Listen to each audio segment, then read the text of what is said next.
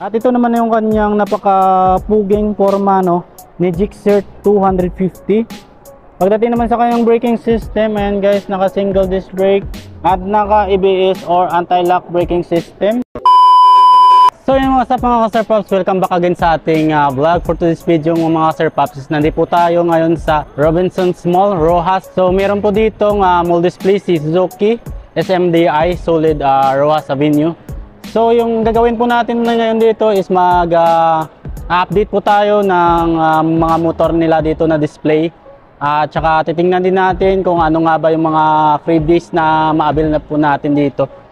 Ayan na nga guys, dito muna tayo ngayon sa kanilang Shooter 115 na FI. Ayan guys, naka-mags type po yan guys. Pagdating naman sa kanyang braking system, sa front is naka-disc brake and then sa likuran naman is naka-drum brake.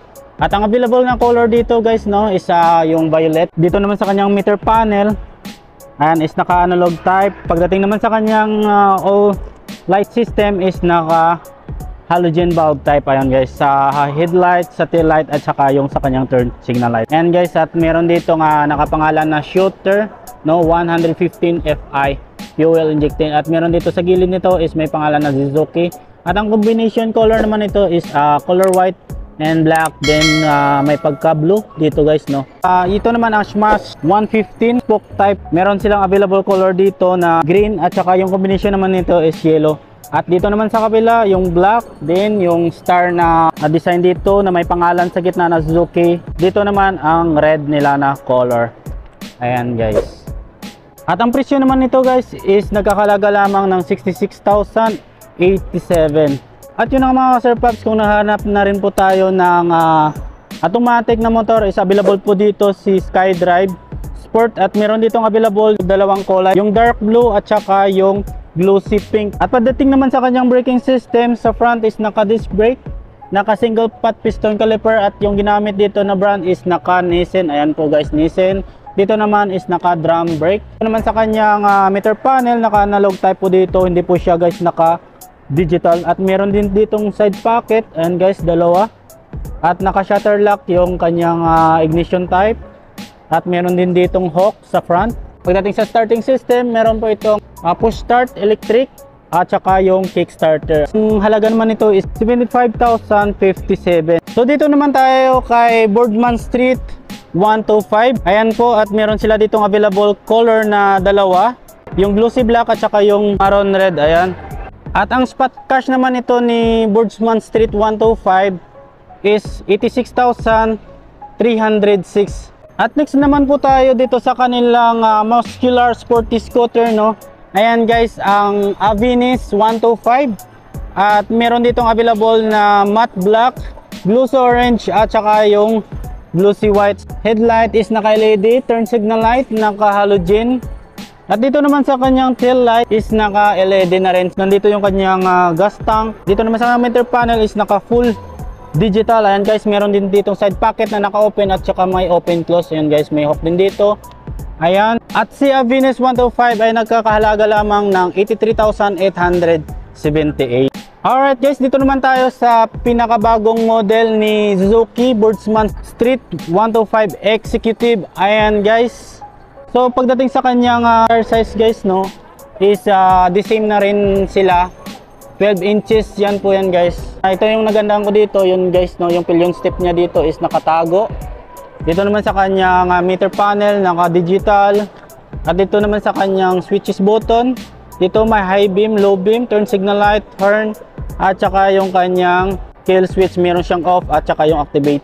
Ayan, meron din dito sa side pocket niya naka open. Then dito equip na rin po ito ng USB port, no, na pwede na po tayo makapag-charge dito ng cellphone natin once na malobat yung cellphone natin. Ayan guys. At malapad na rin yung footboard at pwede natin mabend yung paa natin dito. Ayan guys. Meron din siyang hook at dito sa front. Ayan guys, braking system naman nito sa front is naka single disc brake, single piston pot caliper. Ayan, naka Nissin brand.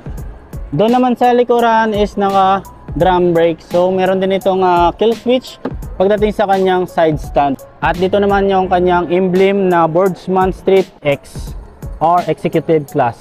At ang cash price naman ito ni Boardman Street 125X is 95,262. Ito naman si SkyDrive crossover guys. At meron ditong available color no na matte black, yung combination naman is red. At dito naman is yung matte black. At pagdating naman sa kanyang handlebar guys no, yung kanyang naked handlebar, meter panel, naka-digital. Ayan. At pagdating naman sa kanyang braking system sa front, naka-disc brake. Pagdating naman sa kanyang likuran is naka-drum brake. Headlight is naka-bulb type. Same din sa turn signal light guys. At kung naghahanap naman tayo ng ganitong motor, available po dito sa Raider 115 crossover. Ayan po guys yung available dito na color black. At pagdating naman dito sa kanyang cover dito sa headlight is naka color white. So dito naman sa kanyang headlight, naka bulb type. Same din dito sa turn signal light. Ayan, titingnan din natin yung kanyang sticker decals design. Ayan guys, napakaganda yung napakalaking crossover dito. Raider G, naka fuel injection at yung pangalan ni Suzuki. Ayan guys, dito naman sa braking system sa front is naka disc brake, and sa likuran is naman is naka drum brake. Suspension type sa front is naka telescopic and naka dual shock naman dito sa likuran. Ayan po guys, napagaganda po yung kanyang pipe dito at saka yung kanyang head guard. At ang presyo naman ni Raider 115 crossover is 71,655. Alright guys, dito naman tayo sa kanilang King Underbone na Raider 150. Meron dito dalawang kategory na naka-carburetor. Ayan guys, na yung red at saka yung blue. At ito naman ang kanilang FI. So dito muna tayo sa kanilang carburetor. Meron ditong available na ayan, glossy black, at yung finition naman ito is red. At dito naman sa kabila is yung green. At napakaganda talaga, so napakaangas ng itsura nito. Ayan guys, yung mags naman ito is color red. Yung braking system sa front, naka single disc brake. At dito naman sa kanyang rear is naka disc brake na rin. Ito naman yung kanyang design, mayroong pangalan dito ni Suzuki dual overhead cam 4 bulb, so Suzuki advanced cooling system. At dito naman yung kanyang Raider 6-speed na color naman ito is yung silver. At ang pangalan naman dito sa kanyang side fairings, ang Hyper Underbone R150. Ayan guys, at napakaganda ng paint finish dito sa kanyang makina na kulay orange. Ayan. At sa mga nagtatanong ng kanyang presyo naman ito ni Raider 150 carburetor is 113,265. Ayan guys. Alright guys, dito naman tayo sa Raider 150 FI.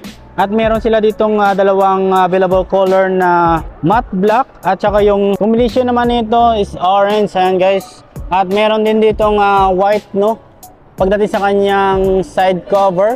At ang pangalan dito na combination is yung black na R150 naka liquid cooled. So dito same din dun sa kabila kanina guys no, na may pangalan dito na Suzuki dual overhead cam 4 bulb.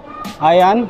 At yung Raider R150 6-speed. Same din na yung braking system. Rear and front is naka disc brake. At ito naman ang isa nilang kulay ni Raider 150 FI. Ayan guys, ang sa side fairings naman ito is blue at saka yung mags naman is red. Ayan, at napakaganda po ng kanyang pagkaporma. At ang presyo naman ito guys ni Raider 150 FI is 123,210. Ayan. At ayan guys, kung naghahanap po tayo ng mas upgraded na motor, meron din sila ditong available na mga big bike. Ayan po, start po tayo dito kay GSX is 1000 2022 model. At nagkakalaga lang po ito ng 752,415. Ayan po ang kanyang forma. Ayan, napaka-astig. Next naman po natin itong Gixxer 150 RF6. Ay nagkakalaga lang po ito ng 104,689. Ayan guys. So yan guys, next naman po natin dito ang available color ni Gixxer 150 na color blue, at ang combination ng sticker dito is white. Ayan po guys. At ang presyo naman nito 104,689. At ayan guys, ang next naman natin dito ang Gixxer 250. Nagkakalaga lamang ng 106,292 na color matte black. At ito naman yung kanyang napakapuging forma no ni Gixxer 250. Pagdating naman sa kanyang braking system, ayan guys, naka single disc brake at naka ABS or anti-lock braking system. naka dual path piston caliper, no, at ang ginamit na brand dito ay Banbury. Braking system sa rear is naka disc brake na yun, guys. At sa kanyang meter panel, guys, no, naka full digital na rin. At napakaganda yung kanyang naked handlebar dito, guys, no. Meron din dito yung switches button na high beam, low beam, turn signal light, yung kanyang horn, at saka yung kill switch, no, off and on. Tapos yung kanyang electric start button. At ang logo ni Suzuki na ka-emblem. Ayan, napakaganda po ng forma, guys. At may pangalan ni Gixxer 250. At maaari po tayo dito mag-visit sa kanilang promotion mall display. Start po ng July 18 hanggang 31, 2023. At maaari po tayo makapag-discount ng 1,350. Ayan po, guys. At maaari po tayong makapag-avail dito ng kanilang napakaraming freebies. Katulad ng helmet, jacket, jersey, camp lamp, and bundle of joy. At mayroon pang plus exciting additional freebies. At makapag-avail din po tayo ng kanilang lifetime free services. So this is it po mga ka-Sir Pops. At ang mga motor na ito available po dito sa Benson's Rojas. At maaari din po tayo mag-visit sa kanilang main branch doon sa Rojas Avenue. Ayan, guys, please like, comment, and share ng ating update dito. So yung mga ka-Sir Pops, ride safe always and God bless. Peace out.